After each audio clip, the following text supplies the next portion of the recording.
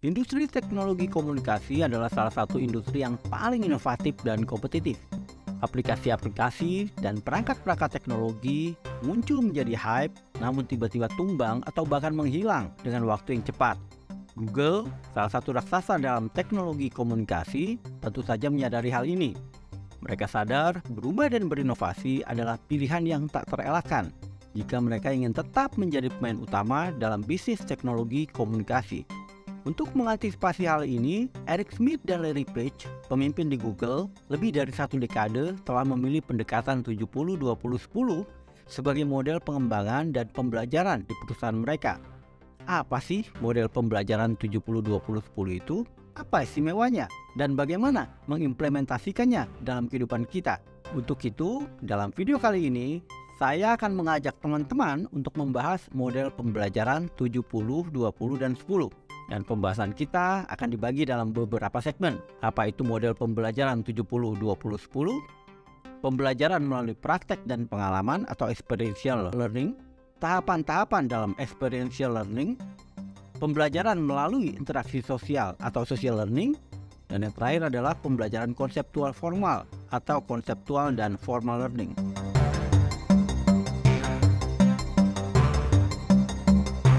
Model pembelajaran 70, 20, dan 10 adalah model pembelajaran yang populer dalam pengembangan sumber daya manusia. Selain Google, Deloitte, PwC, Cisco, dan General Electric adalah sederetan perusahaan yang mengadopsi model ini sebagai platform pembelajaran di perusahaan mereka. Di Indonesia, bahkan sudah banyak sekali corporate university yang menggunakan model ini sebagai platform pembelajaran mereka. Model ini dikembangkan oleh Morgan McCall, Michael Lombardo, dan Robert Eisinger di sekitar tahun 1980-an setelah mereka mengamati hampir 200 orang pemimpin sukses dari berbagai perusahaan. Dan dari hasil penelitian mereka menyimpulkan bahwa keterampilan-keterampilan yang dimiliki oleh pemimpin-pemimpin itu didapat dari 3 sumber, yaitu pembelajaran yang didapat melalui praktek atau pengalaman langsung, biasa disebut dengan experiential learning, pembelajaran yang didapat dari interaksi sosial atau biasa disebut dengan social learning, dan pembelajaran yang didapat dari pembelajaran konseptual formal atau konseptual dan formal learning. Menariknya, ternyata pembelajaran praktek dan pengalaman langsunglah yang memberikan kontribusi terbesar dalam keterampilan, yaitu sebesar 70%, sementara pembelajaran sosial berkontribusi 20%, dan pembelajaran konseptual formal hanya berkontribusi sebanyak 10% saja. Mari kita bahas satu persatu sumber-sumber pembelajaran tersebut.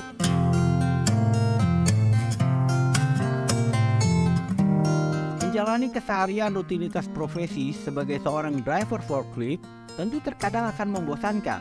Untuk itulah Alif Gustahiyat semenjak Januari 2018 iseng-iseng mengupload video saat dia memainkan gitar dengan gaya fingerstyle-nya. Ternyata gaya permainannya mengundang jutaan orang untuk menontonnya. Banyak musisi terkenal Indonesia, Adi MS, Anji, Dewa Bucana, berdecak kagum dan memberikan pujian melihat permainan gitaris asal Ponorogo ini. Tidak hanya di Indonesia saja, ternyata gaya permainannya juga mengundang peminat fingerstyle dari belahan penjuru dunia lainnya. Bahkan beberapa musisi papan atas dari band-band terkenal juga turut berkomentar terhadap aksi permainan gitar dari pria yang kemudian dikenal dengan nama Alif Bata ini.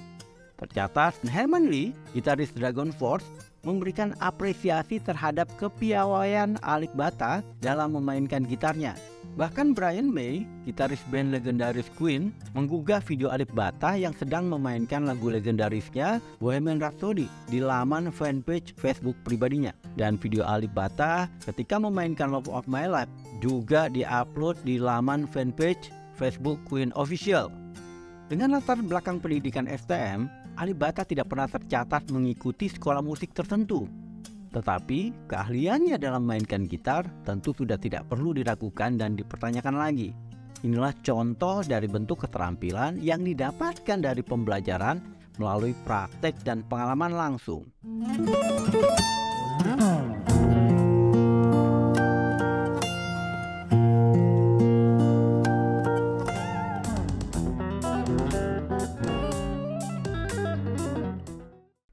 Kalau di Bali, kita kan sering ya melihat anak-anak kecil dengan percaya diri dan fasih menyapa bule dengan bahasa Inggris. Padahal mungkin mereka belum pernah belajar secara formal di sekolah mereka atau mengikuti kursus bahasa Inggris. Bogor ya. Kalau di kota tempat saya dibesarkan, di Palembang, di sepanjang aliran Sungai Musi, akan banyak sekali kita temukan anak-anak kecil yang mahir berenang, meskipun mereka mungkin tidak pernah mengikuti kursus berenang. Hal ini menunjukkan kepada kita bahwa manusia itu punya kapasitas untuk belajar secara mandiri melalui praktek dan pengalaman langsung. Berlatih akan membangun kesempurnaan. Begitulah ungkapan yang sering kita dengar. Jadi pembelajaran itu tidak hanya terjadi di bangku sekolah atau kursus saja. Inilah mengapa banyak perusahaan seperti Google, Apple, IBM, Hilton, Starbucks, Netflix, dan bahkan Tesla saat ini tidak mensyaratkan ijazah atau gelar sarjana lagi sebagai syarat utama penerimaan pegawai mereka. Mereka hanya mensyaratkan pelamar memiliki keterampilan dan pengalaman kerja yang relevan dengan kebutuhan mereka. Namun metode pembelajaran melalui pengalaman dan praktek ini juga memiliki beberapa kekurangan. Tidak semua pembelajar bisa mencapai level mastery seperti yang dicapai oleh Alif Ba Ta dengan hanya mengandalkan pembelajaran secara mandiri. Anak-anak di Bali mungkin akan gagal bila mereka mengikuti tes TOEFL. Anak-anak di kampung halaman saya memang bisa berenang, namun belum tentu mereka bisa mencapai level mastery dan bisa menjadi juara bila mereka mengikuti kejuaraan nasional ataupun pekan olahraga nasional. Dibutuhkan kemauan dan persistensi yang tinggi untuk mencapai level mastery dalam keterampilan tertentu. Saya mungkin akan stres jika harus terus-menerus berlatih gitar seperti Alif Ba Ta. Dan sepertinya tetangga saya juga akan ikut stres mendengarkan saya berlatih gitar. Selain itu, belajar mandiri juga membutuhkan keberagaman problem. Alif Ba Ta bisa mencapai level kepiawaian seperti saat ini karena dia melatih dirinya dengan berbagai gaya permainan gitar. Dari lagu keroncong, dangdut, pop, rock, tradisional, semua dieksplorasinya. Dari menggunakan cara memetik senar gitar dengan kuku, jari, antena, bahkan dengan dinamo gesek. Untuk itulah, di dalam praktek dan experiential learning, kita perlu melatih diri kita menghadapi problem-problem yang lebih bervariasi kalau kita ingin mencapai level mastery. Kalau di profesi pekerjaan teman-teman saat ini, variasi problem yang bagaimana yang bisa membantu teman-teman untuk menjadi lebih baik dalam profesi dan pekerjaan teman-teman? Metode-metode apa lagi yang bisa digunakan untuk menghasilkan output yang lebih baik dalam pekerjaan kita? Silakan tulis di kolom komen agar kita bisa saling berbagi pembelajaran dengan teman-teman kita lainnya. Lantas, bagaimana ya caranya untuk lebih mengoptimalkan proses belajar kita melalui pengalaman atau praktek langsung?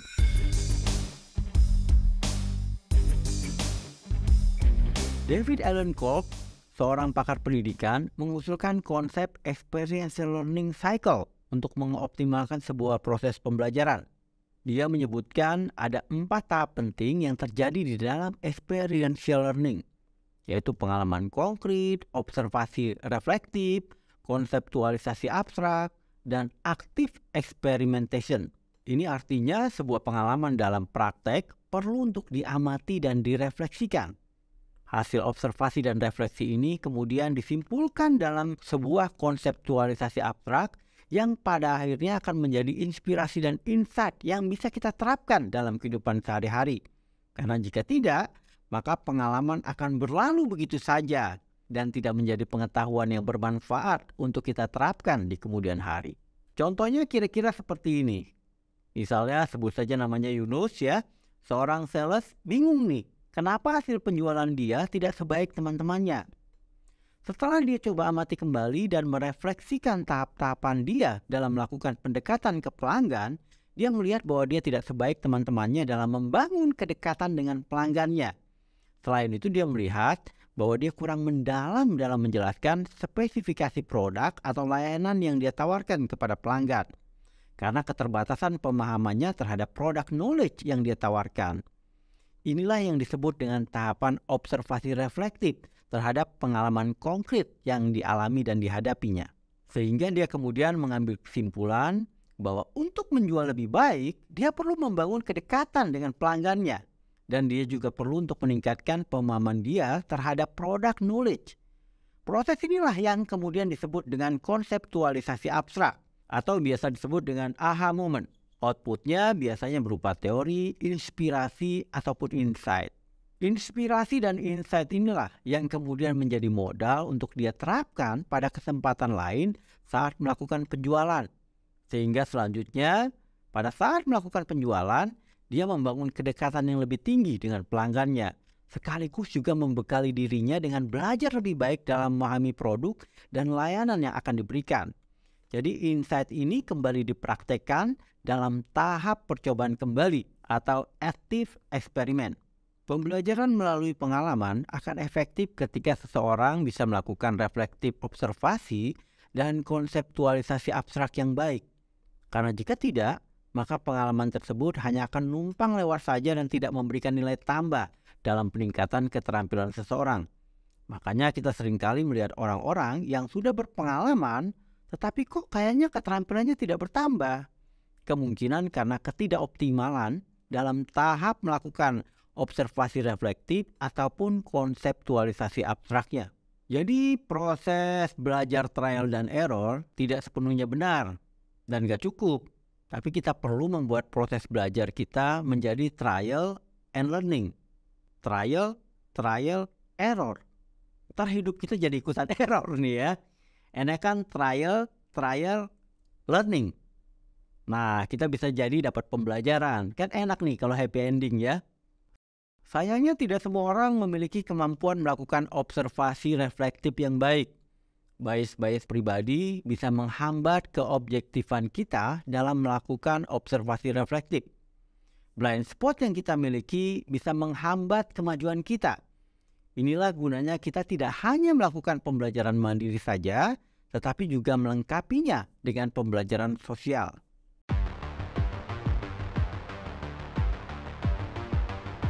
Di antara penggemar rock dan metal Indonesia, nama Potrot tentu bukanlah nama yang asing.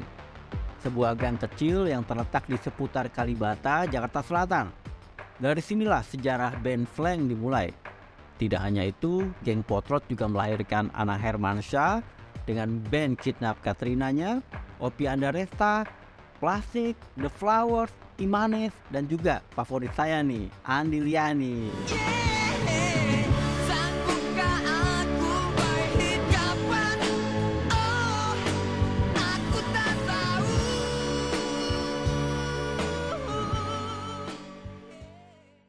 Interaksi sosial yang terjadi di Potrot memungkinkan untuk para musisi ini untuk saling mengobservasi, mendapatkan masukan, memberikan masukan, dan kemudian mengintegrasikan berbagai insight dan info yang mereka dapatkan menjadi pemahaman yang pada akhirnya bisa mereka praktekkan kembali untuk meningkatkan kualitas permainan mereka. Kalau di dunia kerja, kegiatan ini kadang-kadang disebut dengan observasi, tandem atau shadowing, coaching, mentoring, ataupun saling memberi dan mendapatkan feedback. Pembelajaran melalui interaksi sosial ini membantu kita untuk mengamati perilaku orang lain yang bisa kita amati, tiru, dan modifikasi, sehingga bisa meningkatkan kualitas latihan kita. Kadang-kadang pendekatan ini disebut dengan pendekatan ATM, amati, tiru, dan modifikasi. Pembelajaran melalui interaksi sosial juga membuat kita bisa lebih termotivasi untuk belajar. Karena kan ada teman nih untuk kita berproses dan berdiskusi bersama. Dari teman-teman kita bisa mendapatkan penilaian, bisa dapat masukan, ataupun saran-saran untuk perbaikan-perbaikan kita. Dari mereka kita bisa mendapatkan dukungan dan sekaligus semangat untuk terus-menerus melakukan perbaikan. Progres akan tercapai jika komunitas sosial kita memiliki motivasi berprestasi yang tinggi dan pola interaksi yang positif. Karena lingkungan sosial dapat mempengaruhi dan mendorong kita untuk lebih baik lagi dan mencapai top achievement. Tapi jika lingkungan sosial kita ternyata tidak terlalu tinggi motivasi berprestasinya dan juga pola interaksi yang negatif, wah ini bahaya ini. Ini bisa jadi bumerang buat kita. Boro-boro berprestasi, yang ada malah errornya yang makin top, achievementnya yang makin low. Jadi pastikan bahwa kita memiliki circle komunitas yang memiliki kemauan yang tinggi untuk lebih baik dan juga memiliki pola interaksi yang positif, sehingga kita akan mendapatkan proses pembelajaran yang lebih baik dan berkualitas. Pembelajaran mandiri dan pembelajaran sosial seringkali membutuhkan proses belajar yang panjang. Kita perlu melakukan banyak praktek untuk bisa mendapatkan insight dan konseptualisasi yang baik. Untuk lebih efisien dalam melakukan pembelajaran, ada baiknya kita juga melengkapi proses pembelajaran kita dengan pembelajaran konseptual dan formal.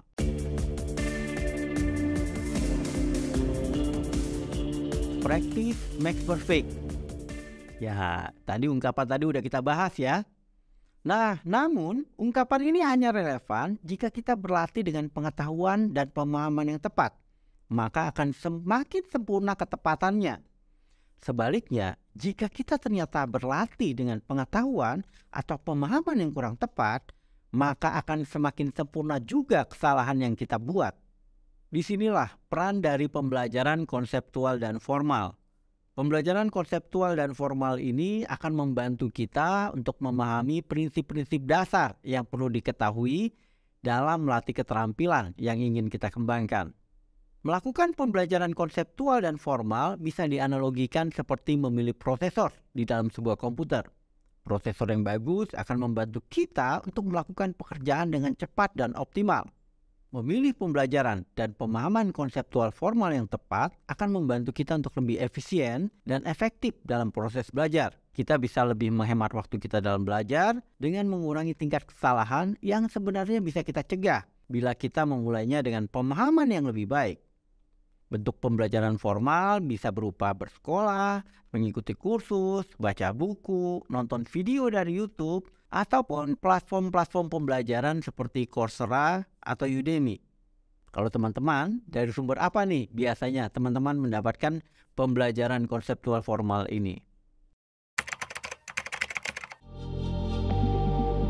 Menonton banyak video musik, membaca buku musik tidak akan membuat kita menjadi semakin terampil dalam bermusik bila kita tidak mengalokasikan waktu kita untuk melakukan praktek dan merasakan pengalaman bermain. Menonton MasterChef atau beragam acara kuliner lainnya juga nggak akan bisa membuat kita menjadi chef yang handal kalau tidak melakukan praktek dan memasak, teman-teman. Menonton pertandingan bola nggak akan membuat kita menjadi pemain bola yang handal. Ya paling banter jadi kritikus dan komentator yang handal aja jadinya. Berikan aku 10.000 orang tua, niscaya akan kuguncangkan gunung Semeru dari akar. Untuk itulah kita perlu menjaga keseimbangan antara konseptual dan formal learning, experiential learning, dan social learning. Mulailah dari memahami peran kita saat ini. Kalau kita seorang sales, alokasikan waktu kita lebih banyak untuk mempelajari hal-hal terkait penjualan. Carilah orang-orang hebat dalam profesi kita.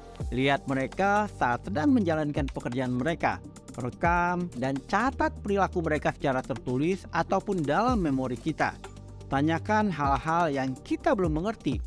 Mintalah saran ataupun masukan dari mereka. Berdiskusilah dengan teman-teman seprofesi kita.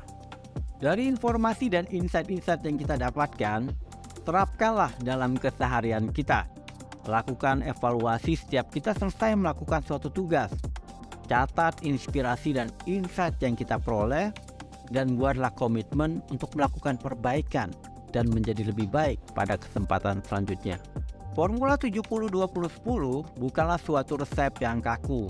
Kita bisa menyesuaikannya menjadi 50-25-25 atau 40-30-30 ataupun berbagai variasi lainnya tergantung dengan kebutuhan dan situasi yang kita hadapi. Yang penting kita senantiasa menyertakan 3 elemen pembelajaran dalam setiap pembelajaran yang kita lakukan. Pastikan ada praktek langsung, ada diskusi 2 arah, dan pemahaman serta teori yang terpercaya dan bisa dipertanggungjawabkan.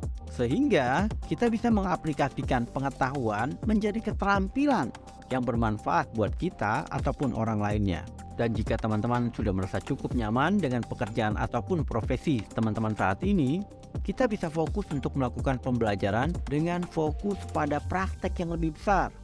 Tetapi kalau teman-teman misalnya sedang mau mencoba sesuatu hal yang baru, misalnya dari pegawai mau jadi supervisor, dari pegawai mau jadi entrepreneur, ada baiknya kita memperbesar porsi pembelajaran konseptual dan formal, sehingga kita bisa mengurangi kesalahan-kesalahan yang mungkin terjadi dan juga lebih efisien dalam melatih keterampilan-keterampilan baru yang kita inginkan.